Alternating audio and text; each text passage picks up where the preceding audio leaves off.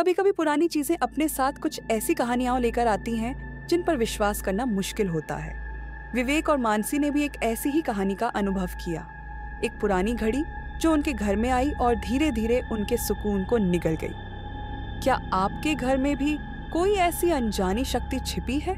यह कहानी आपको सोचने पर मजबूर कर देगी। पाटिल परिवार वैसे तो शहर में ही सेटल हो गया था। विवेक का जन्म शहर में ही हुआ था, लेकिन उसके पिताजी और दादाजी गांव के पाटिल थे। गांव के घर और वहां की पुरानी चीजों से उसका एक अलग लगाव था। दादाजी के निधन के बाद गांव के घर का सामान जब भंटा तो विवेक ने कुछ चुनिंदा चीजें शहर के अपने फ्लैट में लाने का फैसला किया। उनमें से एक थी दादाजी को जान से प्यारी और उनके लिविंग रूम की कई सालों तक शोभा बढ़ाने वाली एक लकड़ी की घड़ी। उसे सिर्फ घड़ी कहना ठीक नहीं होगा, वह किसी खड़े कबर्ड जितनी भव्य और वजनदार थी। पुराने काले पड़ चुके सागवान की लकड़ी से बनी वह घड़ी थी और उस पर बहुत बारीक कलात्मक नक्काशी की गई थी। उसका पीतल का पेंडुलम धीरे धीरे झूलता रहता था और ऊपर के गोल डायल पर रोमन अंक खुदे हुए थे। दादाजी हमेशा कहते थे, यह घड़ी सिर्फ टाइम नहीं दिखाती, यह घर की, परिवार की कितनी पीढ़ियों की यादों और क्षणों की गवाह है। दिखने में भले ही यह पुरानी हो, लेकिन इसकी रेगुलर टिक टिक और पेंडुलम का लयबद्ध झूलना घर में एक तरह की वार्मथ और सिक्योरिटी की फीलिंग लाता था। विवेक और उसकी वाइफ मानसी दोनों ही वैसे मॉडर्न विचारों के थे, लेकिन पुरानी चीजों के लिए उनके मन में रिस्पेक्ट थी। शहर के उनके छोटे फ्लैट में जगह थोड़ी लिमिटेड थी, लेकिन विवेक के इंसिस्टेंस पर मानसी ने वह भव्य घड़ी लिविंग रूम में एक दीवार के पास लगाने की परमिशन दे दी। कुछ लेबरर्स की हेल्प से उन्होंने वह हैवी घड़ी क्रेन से ऊपर खींचकर मुश्किल से तीसरी मंजिल के फ्लैट में लाई और लिविंग रूम के एक कॉर्नर में, जहां से वह आसानी से दिखे, खड़ी कर दी। डस्ट साफ की और पेंडुलम सेट करके उसे चाबी दी। टिक टिक टिक टिक। वह गंभीर और रेगुलर आवाज अब उनके मॉडर्न फ्लैट में गूंजने लगी। उनकी 3 साल की छोटी बेटी रिया, जो अभी अभी टूटी फूटी बातें करना शुरू हुई थी और बाबा, आई, ग्या जैसे कुछ ही वर्ड्स बोल सकती थी, वह उस भव्य घड़ी की तरफ बड़ी आंखों से क्यूरियोसिटी से देखने लगी। शुरू में उसे उसका बड़ा पेंडुलम देखकर मजा आता था। वह उसके पास जाकर खड़ी रहती थी। पहले कुछ दिन नॉर्मल और काम में ही बीत गए। फ्लैट के काम में और रिया में दोनों बिजी थे। घड़ी की आवाज उन्हें हैबिटुअल हो गई, लेकिन धीरे धीरे घर में छोटी मोटी स्ट्रेंज चीजें होने लगी, जिन्हें शुरू में ही उन्होंने कैजुअली लिया, लेकिन बाद में उनकी क्वांटिटी बढ़ने लगी। मानसी सुबह किचन से आते वक्त उसने जो हेयर पिन्स या हाथ का बैंगल पहना था, वह लिविंग रूम में सोफे पर मिलता था। हालांकि उसे याद नहीं था कि वह वहां कब गई या वह चीज वहां रखी। कभी विवेक ऑफिस के लिए निकलते वक्त अपनी गाड़ी की चाबी हमेशा की जगह पर रखता था, लेकिन वह उसे अचानक किसी और जगह पर मिलती थी। रखी हुई चीज अपनी जगह पर नहीं मिलती थी, अचानक किसी और कबर्ड या ड्रॉवर में मिलती थी। यह चीजों का गायब होना और अलग जगह पर मिलना ज्यादा फ्रिक्वेंट होने लगा। इसके साथ ही बात करते करते कभी कभी दोनों को भी लगता था, अभी हम क्या बात कर रहे थे। बीच का कोई वर्ड, सेंटेंस या बोलने का पूरा थॉट ही याद नहीं आता था। जैसे बोलने के फ्लो में से कोई क्षण या मेमोरी किसी ने वाइप आउट कर दी हो। उन्हें लगता था शहर के काम का स्ट्रेस, भाग दौड़ या बढ़ता हुआ फॉरगेटफुलनेस होगा, लेकिन यह फीलिंग बढ़ रही थी और वह सिर्फ उन तक ही लिमिटेड नहीं थी। रिया हालांकि उस घड़ी को देखकर कभी कभी एकदम शांत हो जाती थी। उसके छोटे से फेस पर एक तरह का डर और कंफ्यूजन साफ दिखता था।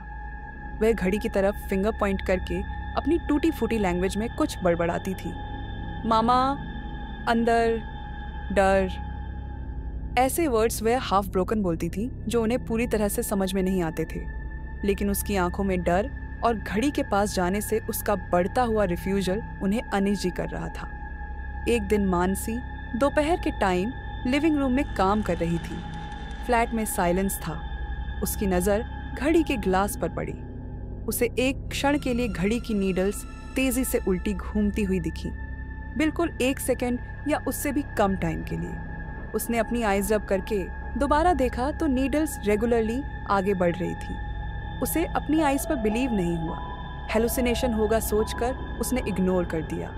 लेकिन अगले कुछ दिनों में ऐसे एक्सपीरियंसेस बढ़े। विवेक लैपटॉप पर काम करते वक्त घड़ी की तरफ देखता और उसे टाइम रॉन्ग लगता था।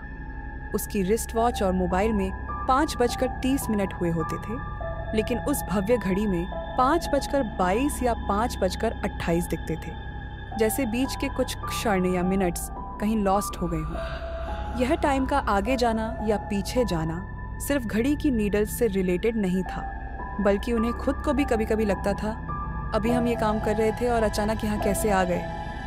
बीच का टाइम हम कैसे चले या क्या किया, ये याद नहीं रहता था। ये एक्सपीरियंसेस ज़्यादा फ्रिक्वेंट होने लगे, दिन में कई बार होने लगे।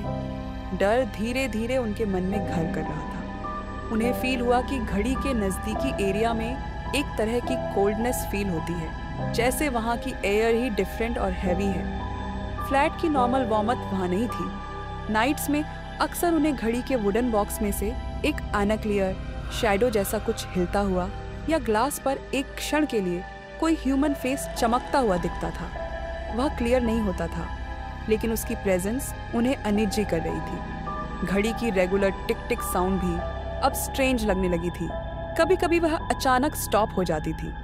जब वह साउंड स्टॉप होती थी तो फ्लैट में एक ड्रेडफुल टोटल साइलेंस फैल जाता था, जो नेचुरल नहीं था।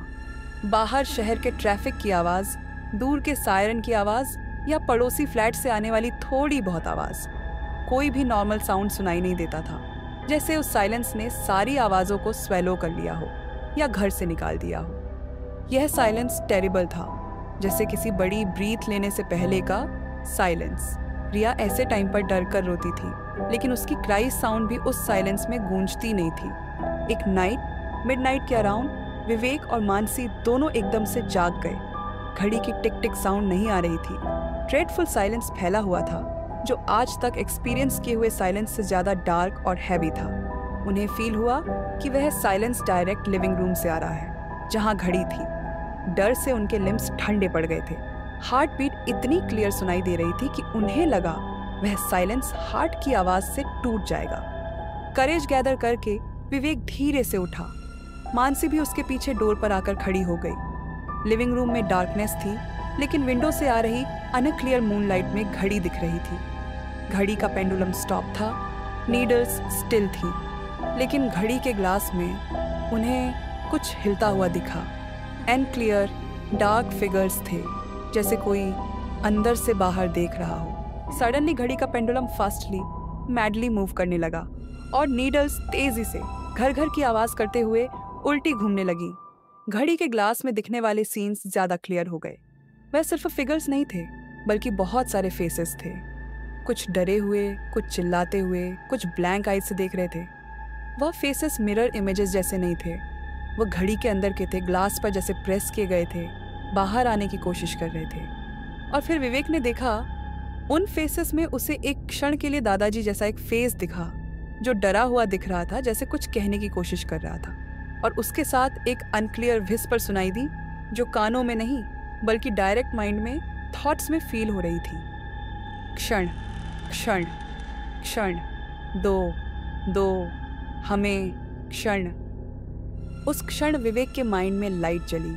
यह घड़ी सिर्फ टाइम नहीं दिखा रही है, ये आसपास के क्षण, लोगों की लाइफ में हुए इवेंट्स, एक्सपीरियंसेस, मेमोरीज, यह सब खुद में कलेक्ट कर रही है, स्वेलो कर रही है। शायद लोगों की लाइफ के इम्पॉर्टेंट क्षण चुराकर खुद में कैप्चर कर रही है। दादाजी को यह पता था क्या?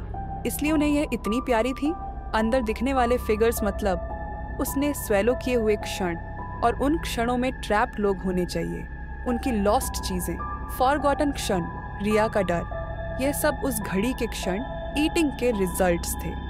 डर से विवेक का शरीर कांपने लगा, उसे वोमिटिंग जैसा फील हुआ। मानसी डर कर चीखी, लेकिन उसकी क्राई साउंड उस ड्रेडफुल साइलेंस में दब गई। वह दोनों पीछे हट गए। उस नाइट उन्हें स्लीप नहीं आई। डॉन होने पर डर अभी भी था, लेकिन उसके साथ ही एक स्ट्रांग डिटर्मिनेशन भी आ गया था। उन्हें पता था उस घड़ी का घर में रहना अब पॉसिबल नहीं है। मॉर्निंग में लिविंग रूम में जाकर देखा तो घड़ी वैसे ही साइलेंट खड़ी थी, हमेशा की तरह टिक टिक कर रही थी। अंदर के सीन्स गायब हो गए थे, लेकिन विवेक और मानसी के माइंड में पिछली नाइट का डर और रिविलेशन कायम था। उन्होंने उसे घर से निकालने का डिसीजन लिया। उन्होंने एक बार फिर घड़ी को सरकाने या उठाने की कोशिश की। अभी भी वह एक्सट्रीमली हैवी लग रही थी। दोनों की स्ट्रेंथ काम नहीं कर रही थी। उसका वेट अनबिलीवेबल था। उन्हें समझ में आया कि यह काम उनका अकेले का नहीं है। विवेक ने इमीडिएटली कुछ नोन लेबरर्स को फ़ोन किया। घड़ी बहुत हैवी है, मूव करने में हेल्प लगेगी, ऐसा रीज़न दिया। कुछ टाइम में ही 2-3 हेल्दी लेबरर्स आ गए। उन्होंने एक घड़ी देखी और काम पर लग गए। उन्हें भी वह घड़ी अपने साइज से बहुत ज़्यादा हैवी लगी। एक लेबरर ने विस्पर करते हुए दूसरे से पूछा, क्या राव, वुडन ही है ना ये कि अंदर कुछ स्टोन भर दिए हैं? लेकिन उन्होंने ज़्यादा इंक्वायरी नहीं की। बहुत कोशिश करके, फोर्स लगाकर, खींचकर फाइनली उन्होंने वह घड़ी धीरे धीरे सरकाते हुए लिविंग रूम से बाहर निकाली और नीचे उतारा। जैसे जैसे वह घड़ी फ्लैट से दूर जाने लगी, वैसे वैसे विवेक और मानसी को एक तरह की लाइटनेस और रिलीफ फील होने लगा। लिविंग रूम की वह हैवी एयर और कोल्डनेस कम होने जैसी लगी। विवेक को पता था यह घड़ी अब अपने घर में रखना या सीधे बेच देना ठीक नहीं है। उसमें की ड्रेडफुल पावर किसी को भी ट्रबल दे सकती है। उसने डिसाइड किया इसका ऑक्शन करना है और उससे मिलने वाले पैसे किसी ऑर्फनेज को डोनेट करने हैं। उसने एक ओल्ड थिंग्स का ऑक्शन करने वाले पर्सन से कांटेक्ट किया।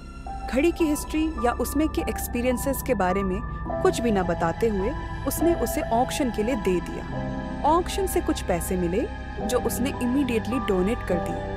उस दिन से विवेक और मानसी ने उस घड़ी से रिलेटेड कोई भी चीज़ या मेमोरी अपने पास नहीं रखी। फ्लैट पूरी तरह से क्लीन करवा लिया और धीरे धीरे घर का एटमॉस्फेयर फिर से पहले जैसा होने लगा। चीज़ें अपनी जगह पर ही मिलने लगी। बोलते वक्त बीच के वर्ड्स या सेंटेंसेस भूलना नहीं हो रहा था। नाइट का वह ड्रेडफुल साइलेंस गायब हो गया। बाहर के शहर की आवाज़ें फिर से क्लियर सुनाई देने लगीं। रिया अब उस कॉर्नर में जाने से डरती नहीं थी। उसकी टूटी फूटी बातों में फिर से नॉर्मल हैप्पीनेस आ गई थी। टाइम को स्वेलो करने वाली वह टेरिबल घड़ी उनकी लाइफ से चली गई थी। उन्होंने डर पर जीत हासिल कर ली थी। उनका फ्लैट, उनके क्षण और उनकी लाइफ फिर से उनकी हो गई थी।